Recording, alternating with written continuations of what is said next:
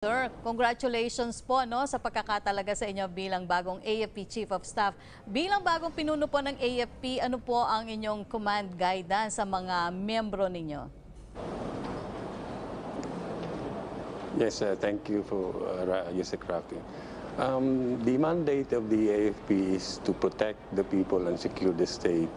We will perform this mandate following the four major thrusts that I have laid out when I assumed as the Chief of Staff. We want to emphasize operational efficiency, ensuring that all activities, all operations would yield results. Second, we would want that there is optimal use of our resources. We know that resources are just sufficient. We just would ensure that these are used following its intended purpose. We would also want to advance professionalism and meritocracy in our organization, and we will implement our continuous capability development. Opo, aside from that, General, ano pa po yung mas bibigyang prioridad at focus ng AFP sa ilalim po ng inyong liderato, aside from yung inaasahan po nating modernization? Yes, yung pinaka-urgent and importanteng task na gagawin natin is to comply with the task given to us by the Commander-in-Chief to end the local armed conflicts within his term. That is barely 7 months from now. And by doing that, we will also be ensuring that in the coming months, nearing election, we will have a situation wherein we are capable to facilitate the conduct of a safe, secured, fair elections. Opo, punta muna tayo sa modernization. Ano po? General, kumusta na po yung AFP modernization program? Ilang porsyento na po yung nakukumpleto dito? We are actually on the tail end of the second horizon of our modernization program. Hinati kasi natin ito ng tatlong period. We have the first horizon, second horizon, which ends next year, 2022. The third horizon will be from 2023 to 2028. For this horizon, we are completing the list of projects which will be delivered by next year. Marami tayong mga procurements na ginagawa.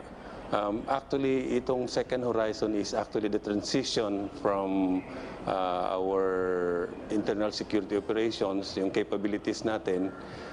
We will be transitioning to developing our capabilities to address our territorial defense challenges. No? So, first, second, third horizon. Sa second horizon, marami tayong mga kagamitan na up for delivery by next year. Sa Philippine Army, we have artilleries na mga kagamitan na parating ni next year. These are 155 self-propelled howitzers. Sa ating Philippine Navy, we will have corvettes. Ito yung mga boats na a little smaller than the frigates that we have right now. At sa Philippine Air Force, bibili din tayo ng mga medium lift aircraft. Kasama na nito yung mga C-295 additional aircraft. Meron din tayong mga attack helicopters coming in.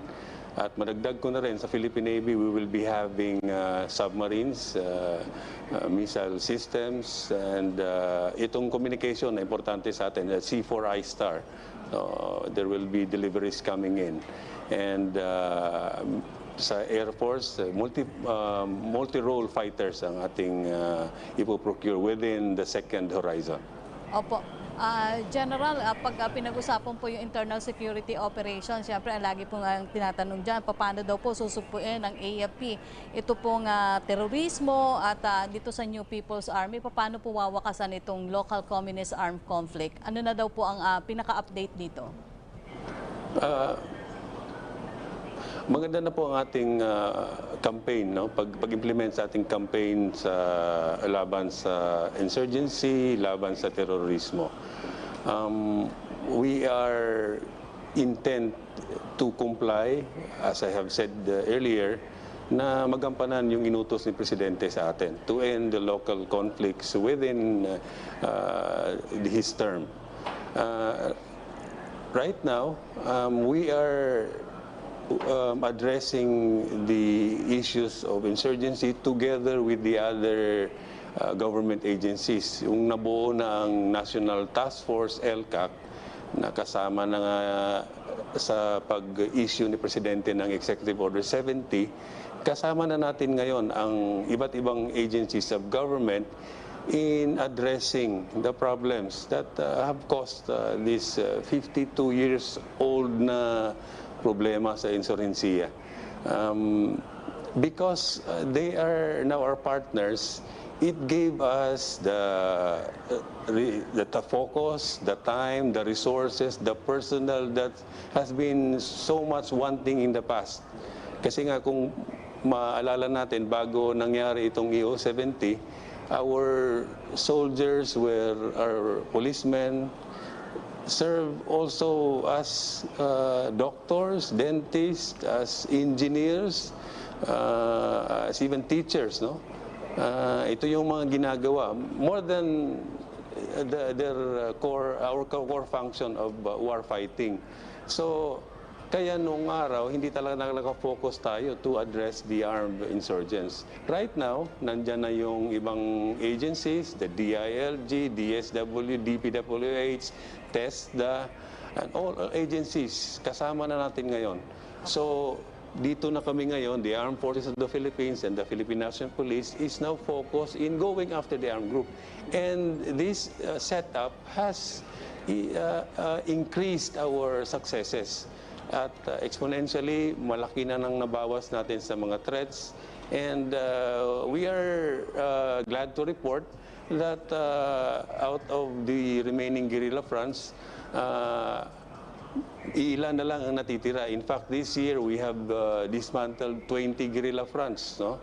So 43 ang natitira, merong 11 na for dismantling. So at the rate that we're going, I am sure that hindi malayo na makomply talaga natin yung inutos ng ating Presidente. Especially now that we have the time, the resources, the focus, and the personnel to perform these tasks. Opo. General, permission po, meron pong tanong sa inyo yung kasama natin sa media na si Celerina Monte ng NHK Manila. Ito po ang tanong niya, is there a plan to refurbish the dilapidated BRP Sierra Madre or build a permanent structure in Ayungin Shoal under Second Horizon or before the end of President Duterte's term? Ganito ang situation doon, no?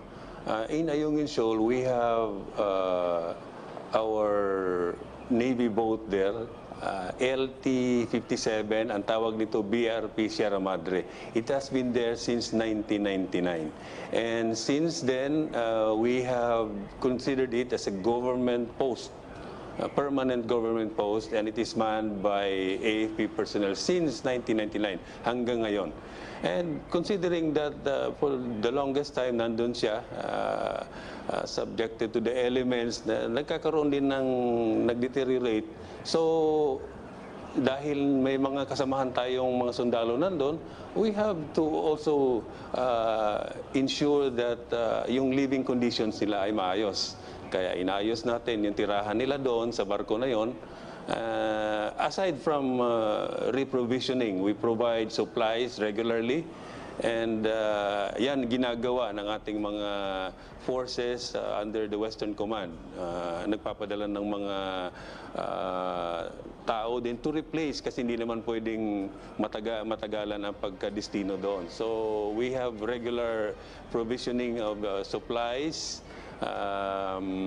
yung rotation din ng ating mga personnel ginagawa natin. And kasama na rin doon yung pag-ayos ng kanilang mga tirahan doon.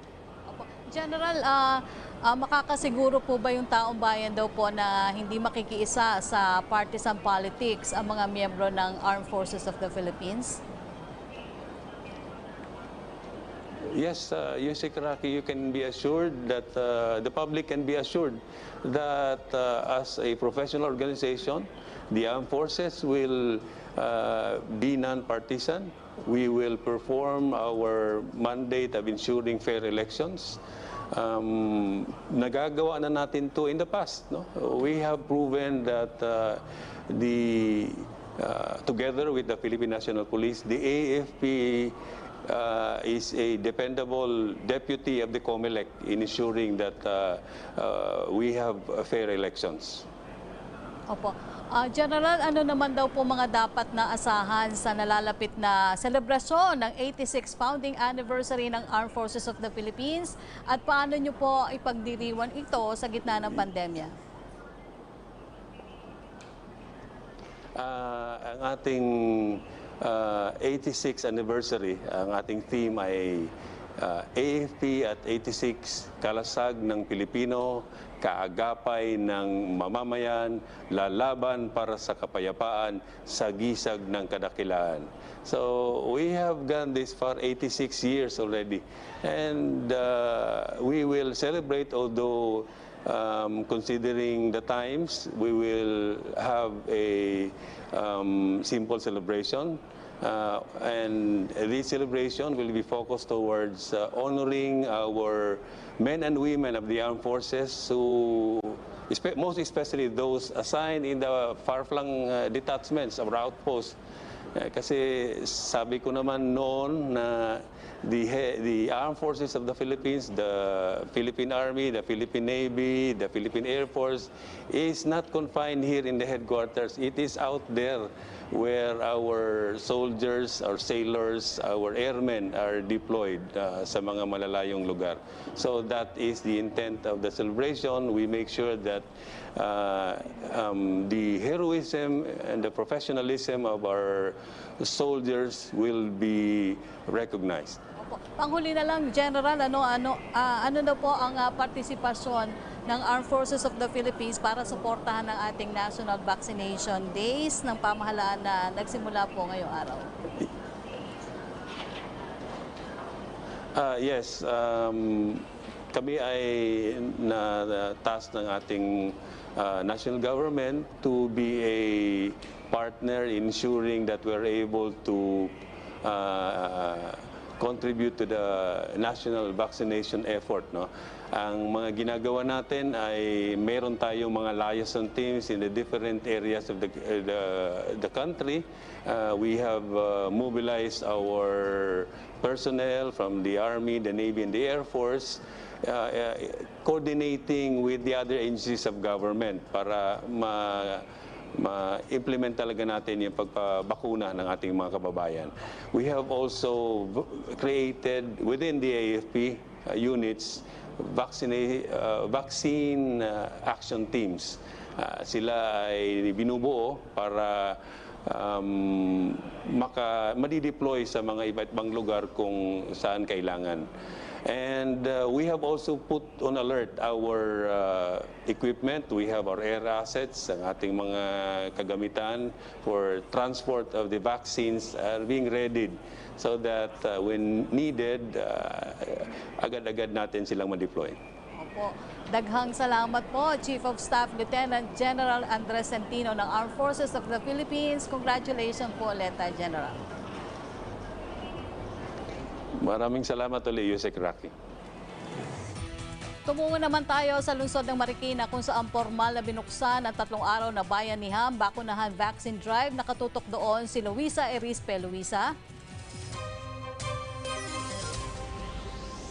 Yusek Rocky, 30,000 doses ng COVID-19 vaccine ang target ng Marikina City na maiturok ngayong National Vaccination Drive.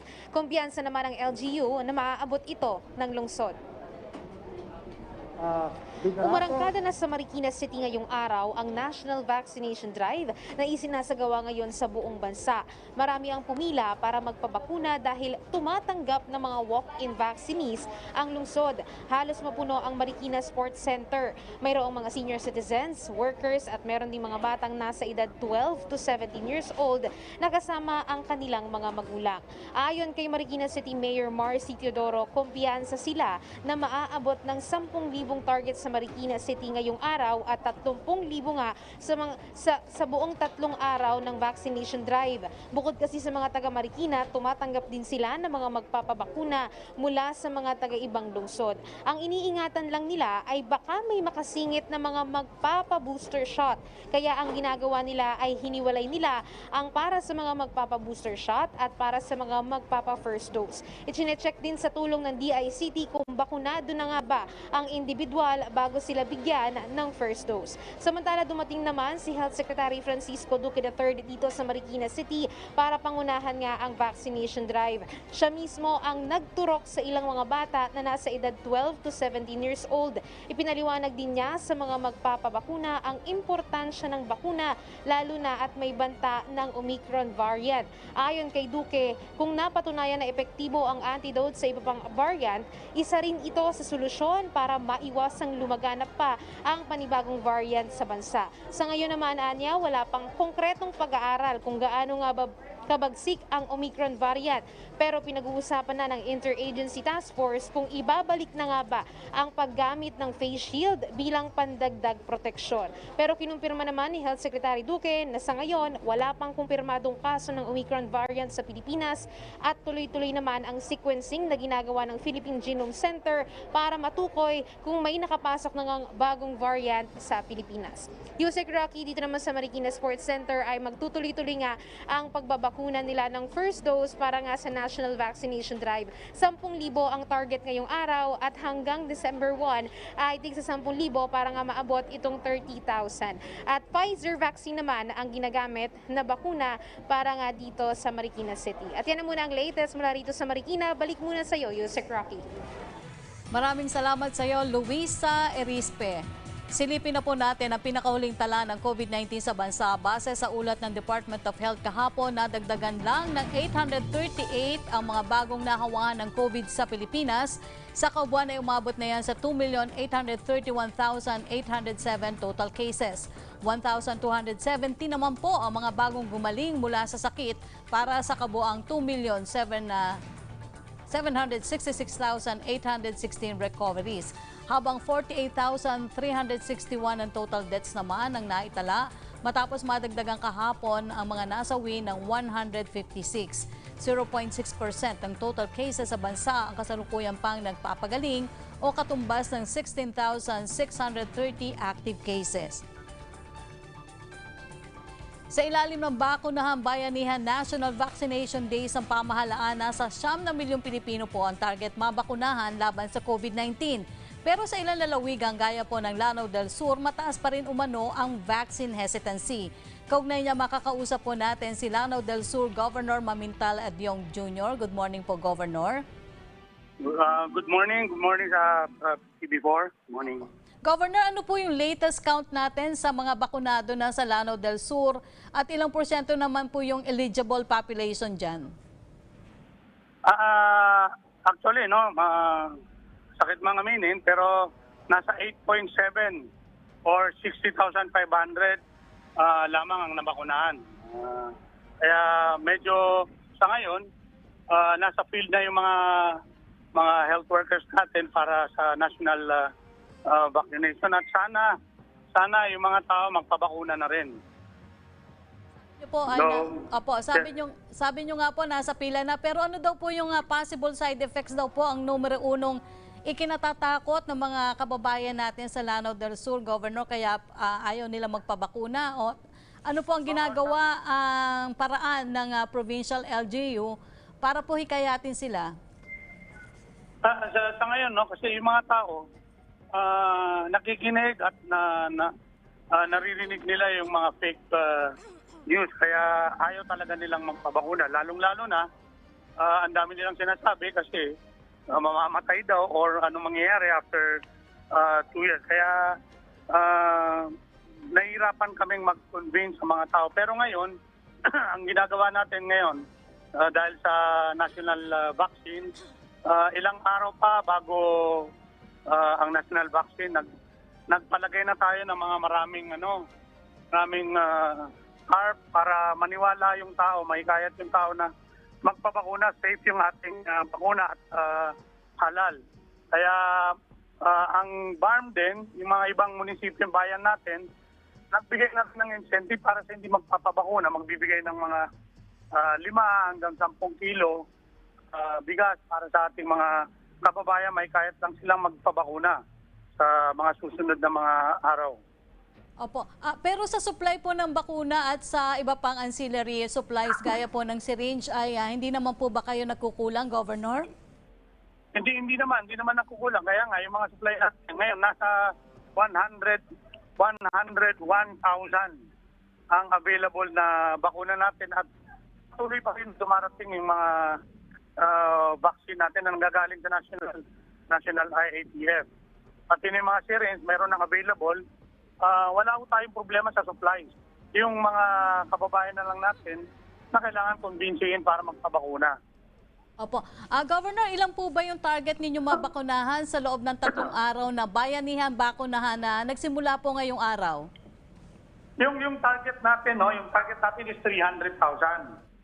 300,000 pero sana maabot natin yon para sa araw na ito.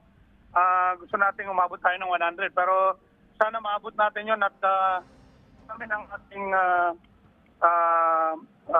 itong mga bakuna center natin, sana ma-achieve natin yun. Yun nga lang, hesitant pa rin yung mga tao na mag-convince. Nandiyan nasa field lahat yung mga LGUs natin na tumutulong, yung mga municipal mayors natin, yung mga vice mayors at yung mga councilors natin nasa field. At yung sa provincial government, yung health workers ng provincial government, yung mga board members natin nasa field na rin, pati yung Bangsamoro Autonomous Region in Muslim Mindanao, yung mga ministers nila nandiyan na rin sa field para kumbinsihin yung mga kababayan natin para magpapabakuna. Opo. Governor, yung ibang LGU po ay may kanya-kanyang pakulo na ginagawa para po makumbinsi ang mga tao na magpabakuna. Kayo po ba ay may ganyan din ginagawa sa inyong lalawigan para po dyan sa Lanao del Sur para po hikayatin pa yung mas marami na magpabakuna? Yun nga. Yung sinasabi ko kanina, yung mga ibang bayan sa Lanao del Sur magbibigay ng incentive para sa ating mga kababayan para mahikayat lang na magpabakuna, yung mga bibigay ng bigas, mga iba-ibang strategy ng mga LGUs natin para lang magpabakuna ng mga kababayan. Pero yung manpower, yung workforce po ninyo o manpower sa 3 araw na bakunahan, marami na po ba ang nag-volunteer o tumutulong na sa inyo, Governor? Marami na kasi may kanya-kanyang health center yung bawat bayan natin at pa dyan, yung tulong na manggagaling sa provincial government, then dagdag pa rin dyan yung BARM MOS, Ministry of Health, nandyan sila nangunguna sa field. Opo. Governor, ilang vaccination centers po ang nakahanda ngayon para dito at paano po masisigurong may maayos na sistema para hindi po maging sanhi ng super spreaded event ito pong bakunahan na ito kung sakali po? Actually, maraming bilang ng bakuna center natin sa bawat munisipyo. Sa bawat munisipyo, depende sa lakihan. Kaya nasa more than 10, more than 20. Iba-iba kasi ang laki ng bayan ng Lanao del Sur. We have 39 municipalities. Kaya hinati-hati yung bawat opisyal ng BARM at yung provincial government para lang may paabot natin sa ating mga kababayan. Opo. Governor, kami po ay nagpapasalamat sa inyong panahon at kami po ay umaasa na magiging matagumpay ang 3 araw na bakunahan sa inyong lalawigan. Muli, nakausap po natin si Governor Mamintal Adyong Jr. mula po sa Lanao del Sur. Maraming salamat din at para may paabot natin sa ating mga kababayan na itong bakuna na ito, safe po ito, halal po ito, hindi po ito nakakamatay. Para sa atin ito. Maraming salamat. Assalamualaikum warahmatullahi wabarakatuh. Salamat po. Samantala, muling nag-ikot ang tanggapan ni Senator Bongo kasama ang ilang ahensya ng pamahalaan sa 12 bayan ng Surigao del Norte para mamahagi ng ayuda sa nasa 8,000 residente doon. Dito po nagpaalala rin ng senador kasunod ng pagkakadiskubre nga sa Omicron variant ng COVID-19. Narito ang report. Sa pagkakadiskubre ng bagong variant ng COVID-19 na tinawag na Omicron variant, hinimok ni Senator Bongo ang mga Pilipino na sumunod pa rin palagi sa pinaiiral na health protocol kahit pa bakunado na. Pero samtang padayon ang pagbakuna, sunod sa mga health protocols. Face mask, face shield, social distancing, ug hugas ug kamot. Ug ayaw kumpiyansa kay delikado pa ang panahon na mga niabot nga mga bag-ong variant. Ginawa ni Senator Go ang panawagan kasabay ng pagpunta ng kanyang outreach team sa Surigao del Norte para maghatid ng tulong sa mga pinakaapektado ng pandemya. Bayanihan at kooperasyon niya ang susi para maiwasan ang pagkalat ng virus. Bayanihan sa pagpapabakuna at kooperasyon sa pagtalima sa health protocol. Kailangan po nating magtulungan, kailangan po nating magkaisa. Ito po ang panahon ng pagtutulungan. Hindi po ito ang panahon ng pagsisisihan, hindi po ito ang panahon ng pagsisiraan. Ito po ang panahon ng pagtutulungan at pagmamalasakit sa ating kapwa Pilipino. 3 araw na nag-ikot sa 12 bayan sa Surigao del Norte ang outreach team ni Senador Bongo para maghatid ng tulong gaya ng mga grocery, mask, vitamins, bike, sapatos at computer tablets. Umabot sa mahigit sa 8,000 na mga benepisyaryo ang natulungan. Pinansyal na tulong naman ang dala ng DSWD bilang tulong sa mga dumaranas ng krisis na dulot ng pandemya. Mayroon ding ayuda ang DTI at TESDA sa mga kwalipikadong benepisyaryo. Nagpasalamat ako sa sinasabi ko na nagtagaan ako ni DSWD, nakadawat ako sa buhay. Sa pagkakas ako na mga pila nakadawat sa tapos nalikan sila ng Bongo. Ako na siya gamiton sa ako pag-eskwela. Salamat ka doon kawadaw sa ini na mga hinabang ni Bongo. Nataghatag sa amo, kay dako ka doon natabang sa ako, ilabi na kay kayo ako bata, way ama. Sa dako ka doon ako napasalamat ng Bongo na nakasunod. Gajud kami sa ini na indigent na kuhan. Hinabang ni Jal. Untana, jaw pa yung sunod na mga hinabang ni Bongo na ihatag diri sa Del Carmen, sa Surigao Island, kay dako gajud natabang sa amo. Salamat sa wadyo. Mayroon ng malasakit center sa Caraga Regional Hospital sa Surigao City at sa Surigao Island Medical Center sa Dapa na maaring lapitan sa oras na kailangan ng pinansyal na tulong sa kanilang pagpapagamot. Meron ho kayong mga pasyente kailangang dalahin sa Maynila, sa Heart Center, sa NKTI, sa Orthopedic, magsabi lang po kayo, bukas po ang aming tanggapan at handang tumulong po sa inyo sa abot ng aming makakaya. Ilang oras mula nang magbukas ang mga vaccination hubs sa bansa, alamin natin ang update sa unang araw ng bayanihan bakunahan sa command center ng NVOCSIA. Sa PICC si Mark Petalco. Mark?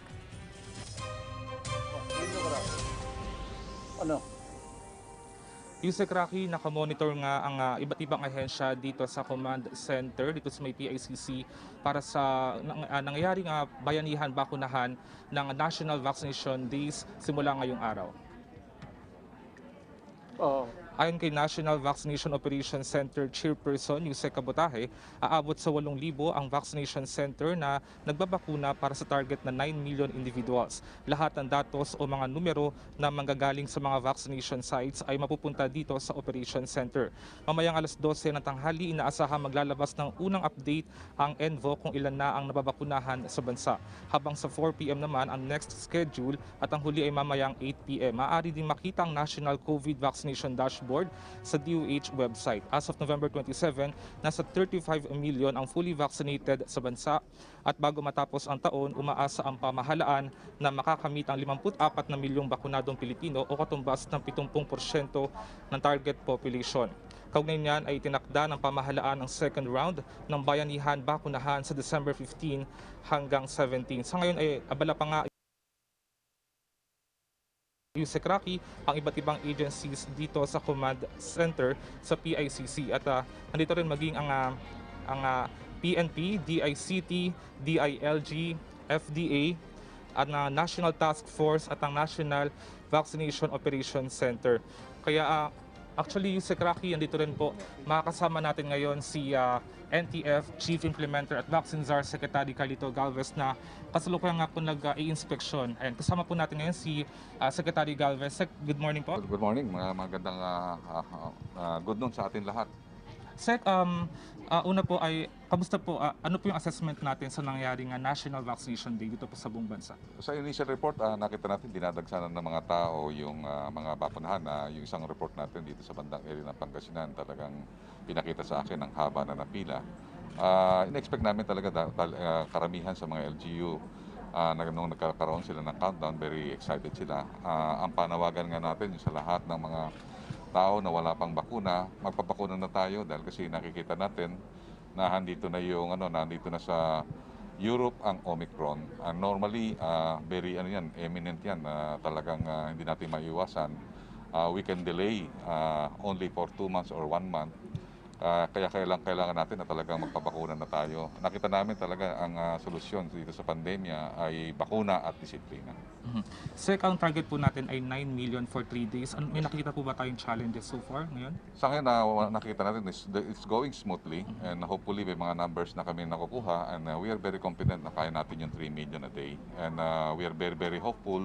Kanina, nagbibigay ng initial report ang ating mga tao at nakikita na namin ang numbers and hopefully the numbers will accelerate and later na makuha natin talaga yung ating target. Kung makuha natin ang target na 9 million or even higher, makukuha natin ang target natin at least magkakaroon tayo na tinatawag natin na yung ating first dose, makuha natin ang first dose 54 million ngayong buwan. Panghuli na lang po, Sec, ano po yung paalala natin lalo na po sa mga wala pang bakuna? Unang-una, yung lahat po ng nakita natin nung inatake po tayo ng Delta, nakita natin na karamihan 75% to 85% sa mga tinamaan na ospital at saka nagkaroon ng severe disease ay yung mga hindi bakunado. So pinapaalala ko po na ang lahat ng mga tao, lalo na itong mga seniors at saka yung may mga comorbidities, magpapakuna na po kayo. Ito na to po ang pinakamaganda nyong bahagi or gift para sa Christmas, para sa inyong pamilya at para sa ating mga kababayan na sana lahat na tayo magbakuna na tayo para mas maganda na nakita natin na ito yung isa sa nakita natin na solusyon para tayo'y magkaroon ng magandang Christmas. Okay, Sec, may pahabol lang po na question si Sec Rocky. Sec? Magandang umaga po, Secretary Galvez. Secretary Galvez, alam po natin na talagang puspusan yung ginagawa natin pagbabakuna sa ating mga kababayan to meet our target. Pero dahil nga po dito sa Omicron, itong bagong variant, may plano pa rin po ba kaya o ikukonsidera ng IATF yung de-escalate pa rin po ng alert level dito sa Metro Manila? Okay, Yusek Rocky, medyo napuputo lang. Pero ang pagkakaintindi ko, Yusek Rocky, sa question natin ay meron na po ba tayo na pag-uusapan na i-de-escalate yung alert levels dito sa Metro Manila with regards po sa nangyari po sa banta po ng Omicron variant? Sa ngayon, nagkaroon na kami ng meeting sa IATF at may mga adjustments na tayo. Ang isa sa mga adjustment natin, una-una yung tinatawag nating some restrictions sa ating border control. At hiniyag naman kanina ni Sec Nograles kung ano yung mga tinatawag nating nailagay sa red list na mga countries. At the same time, ang gagawin natin ngayon is yung lahat ng nasa green list ay i-test natin parang sa yellow list. So we will upgrade yung tinatawag nating restrictions, those who are coming from the green list countries. At lalo nating i-expound yung meeting natin with the President and with the expert this coming afternoon ay ano po namin, magbibigay po tayo ng mga additional developments. Pero mayroon po tayong tinatawag nating pagpa-prepare, nagpe-prepare po tayo kung ano po yung ginawa po natin nung dumating po ang Delta. Tayo nagkakaroon na ng mga inventaryo ngayon sa ating mga hospitals, yung mga personnels natin, yung mga treatment facilities at saka yung treatment therapies. Inahanda na po na ngayon ng DOH at mayroon pong directive ang DOH na talagang magkaroon tayo ng scale-up ng preparation sa ating pandemic response. Opo. Sec, may panghuli na lang po na tanong si Yusek Rocky. Opo, panghuli na, pag sinabi niyo nga po na kailangan pa rin paigtingin yung ating paghahanda laban dito sa bagong variant. Pero ikinukonsidera pa po ba ulit ng IATF yung posibleng pagpapagamit pa rin ng face shield? Okay. Sec, pinapatanong po ni Yusek Rocky kung kinoconsider na po ba natin na ibalik yung requirement ng face shield, lalo po ngayon na mayroon pong Omicron variant. Nakita po natin na sa ating protocols, pagka nagkaroon tayo ng higher alert levels, ay pwede natin ibalik yung face shield. Sa amin po na SecDuke, ang amin po pananaw, lalo na sa DOH, kung ano po ang pwedeng additional protections na pwede po sa atin. Ang pagkakaalala po namin na talagang malaki ang naitulong ng face shields na makontra natin yung paglaganap ng Delta. Many experts, even from WHO, they believe that even though tayo lang ang gumagamit ng face shield, ako sa paniniwala ko kasi kami ang nag-recommend previously ng face shield at nakita natin na talaga nung ginamit natin face shield, bumagsak yung kaso dito sa Metro Manila. With that po, thank you so much po, Secretary, sa inyong panahon dito po sa PTV Laging Handa. Yusek Rocky. Maraming salamat, Yusek Rocky, at magpabakuna na po tayo at ang ano po natin talaga, bakuna at disiplina, ito ang ating solusyon sa pandemya. Maraming salamat. Yusek Rocky. Maraming salamat kay Secretary Galvez at maraming salamat din sa iyo, Mark Fetalco. Samantala, isang programa po ng Government Services Insurance System ang nakalaan para sa mga member borrowers nito. Alamin po natin kung paano sila matutulungan ng GSIS PRRD o Program for the Restructuring and Repayment of Debts. Kasama po si Attorney Isagani Del Rosario mula sa North Luzon Office ng GSIS Luzon Operations Group. Maganda umaga po, Attorney. Magandang umaga, Yusek Rocky. Isang mapagpalang araw po sa ating lahat, lalong-lalo na sa mga kawani po ng gobyerno na sumusubaybay po sa atin sa palatuntunan dito sa PTV. Attorney, ano po ba itong GSIS PRRD? Yusek Rocky, ang GSIS PRRD po ay ang GSIS Program for Restructuring and Repayment of Debts. Ito po ay isang one-time condonation at restructuring program ng GSIS. Napakaganda po nito dahil dun sa mga nag-resign o umalis sa gobyerno, pero kung may medyo malaking pagkakautang sa GSIS, walang kakayanang magbayad po sa GSIS. Ito po, makatutulong po ng malaki para sa kanila. Opo, pero Attorney, paano matutulungan itong GSIS paano po matutulungan itong GSIS PRRD itong GSIS inactive members o yung mga nag-resign na o umalis na po sa gobyerno? Yusek Rocky, ikukondon po kasi pagka nag-apply po sila dito sa GSIS PRRD, lahat po ng penalties at saka ng surcharges po sa kanilang pagkakautang na tumakbo o nadagdag po doon sa kanilang outstanding balance dahil po ito hindi nabayaran, yan po ay makukondon sa GSIS PRRD. Pangalawa po, makakatulong din po itong GSIS PRRD sa pagtaas po ng collection efficiency ng GSIS. Opo, pero hanggang kailan po pwedeng mag-apply dito sa GSIS PRRD? Nako, medyo malapit-lapit na po ang ating deadline po dito sa GSIS PRRD. Hanggang December 29 na lang po, 2021. Although ito po ay naging programa po ng GSIS starting 2018, pero yun nga po, magtatapos na po siya sa December 29, 2021. At para po ma-enjoy natin yung waiver penalties at saka surcharges, dapat po ay makapagbayad po ang borrowers natin up to January 31, 2022 ng paunang bayad po o yung down payment o kung sila naman po ay magbabayad ng full, dapat po mabayaran nila in full before January 31, 2022 po. Opo. Ano naman daw pong loans ng inactive members ang pwedeng i-apply dito sa GSIS PRRD? Marami pong loans ng GSIS po ang pwedeng i-apply dito sa PRRD. Yung hindi nababayaran ng 6 na buwan o higit pa. In fact po, halos lahat po ng loans na programs ng GSIS po pwede pong sumailalim dito sa tinatawag na GSIS PRRD. Andyan po yung salary loan, andyan po yung restructured salary loan, yung pong enhanced salary loan. Meron din po yung tinatawag namin noong few years ago na yung emergency loan assistance around 2003 or 2004 if I'm not mistaken po, ikintaan po ito ng GSIS. Meron din po tayo, kasama rin po dyan yung summer 1-month salary loan. Around 2004 din po, yan medyo na nag-grant po ng GSIS.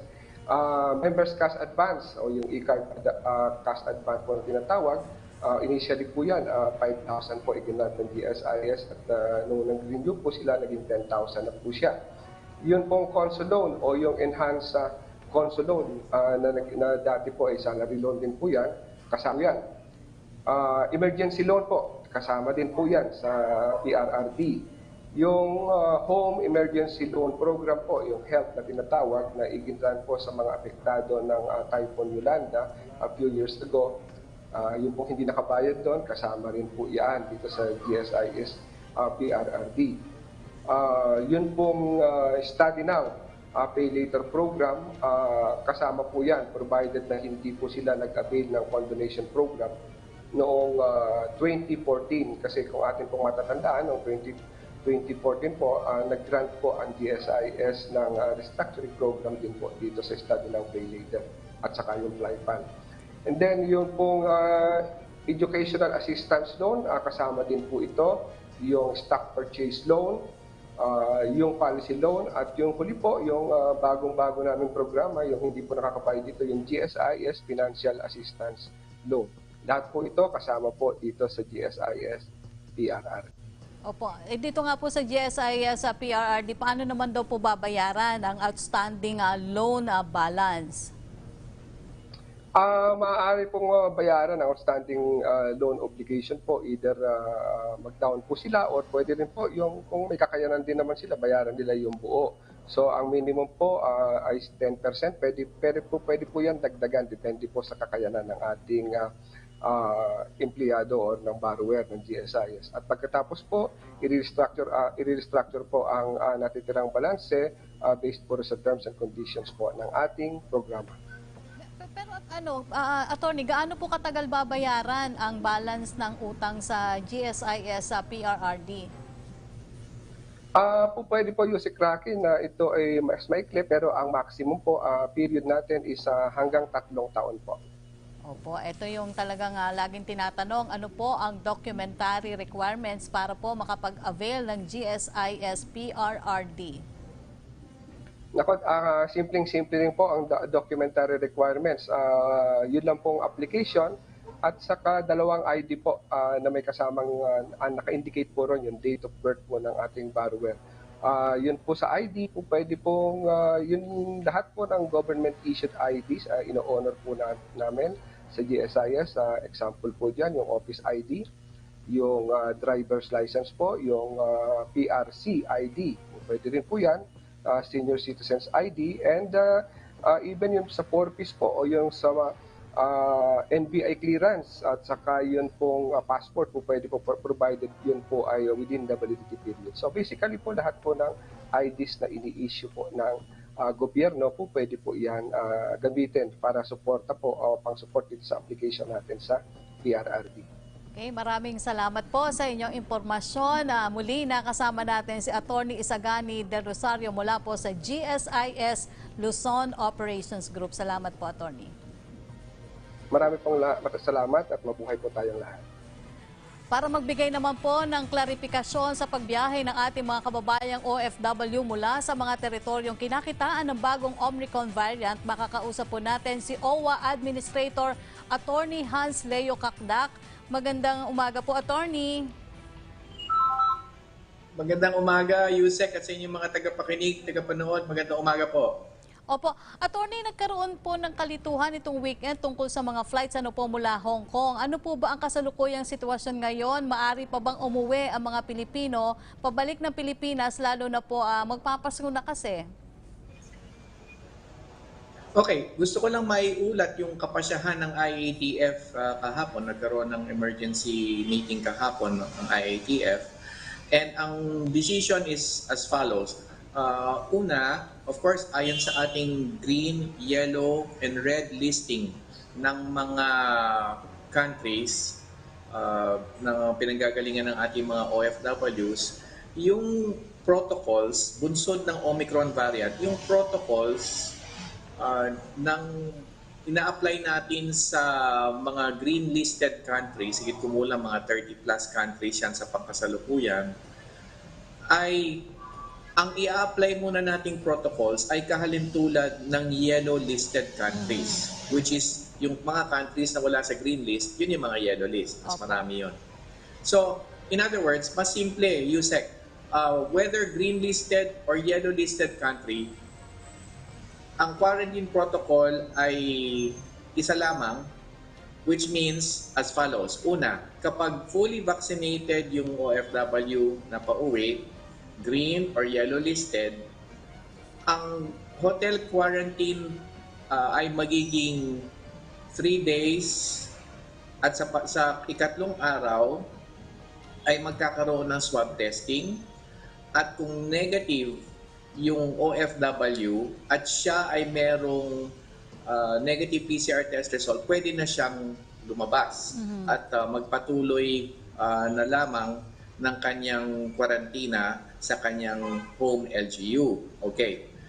Ngayon, yung condition, isa pang condition pala dyan na hindi ko lang nabanggit, is dapat merong PCR test result mula sa host country na 72 hours ang visa na dala yung OFW. Okay? Pangalawa, pagka hindi fully vaccinated yung OFW, on the 5th day of facility quarantine, not fully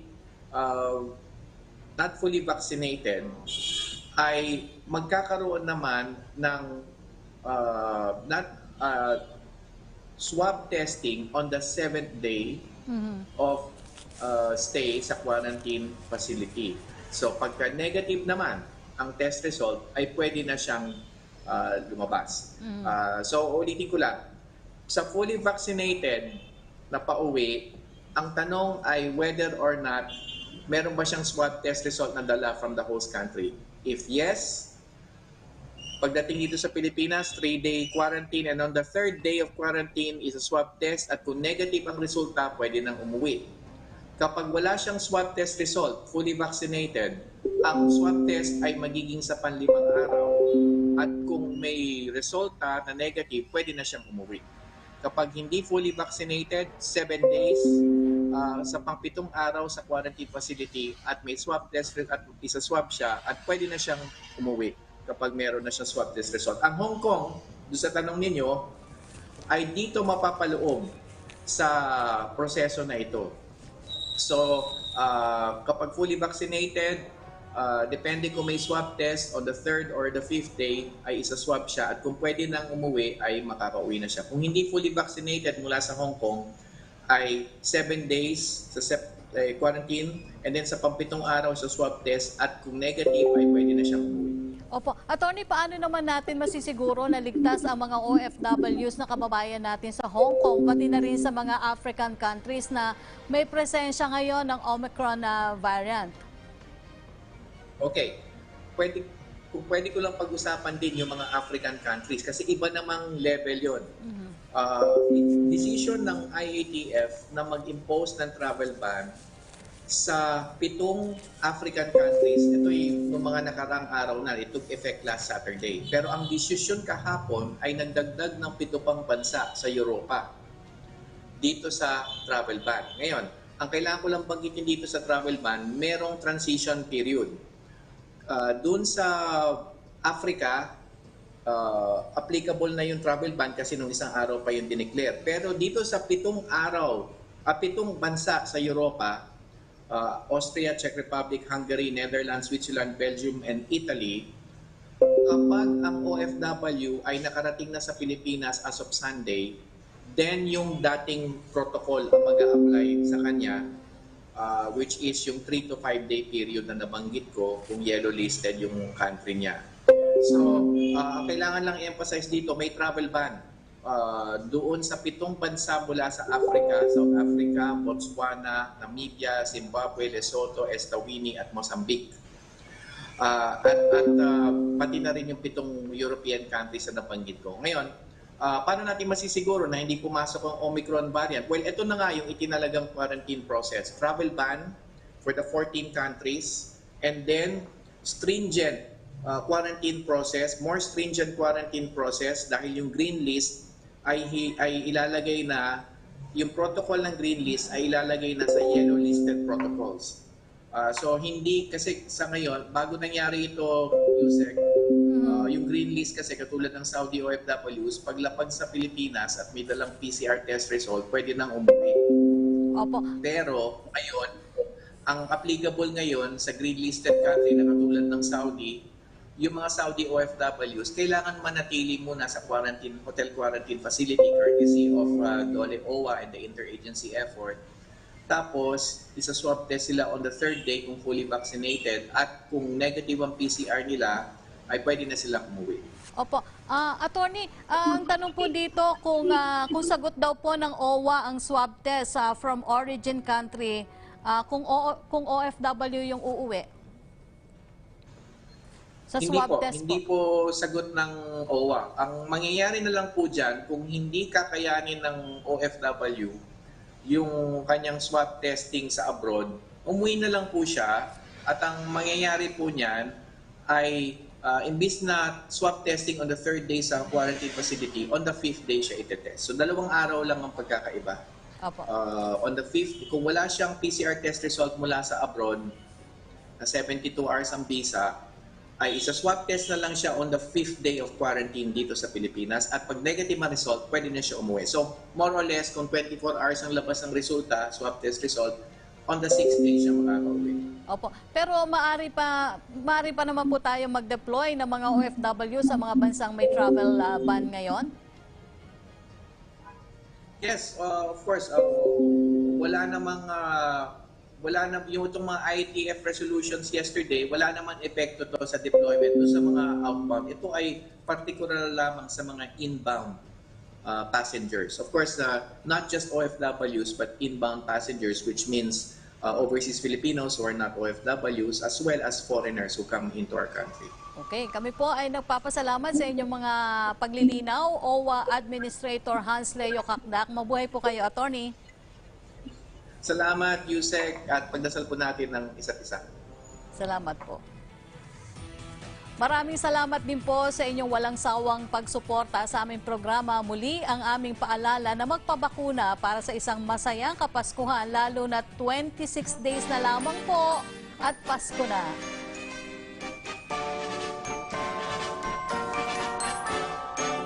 Ako po ang inyong lingkod, Josa Crack Ignacio, at ito ang Public Briefing #, laging handa PH.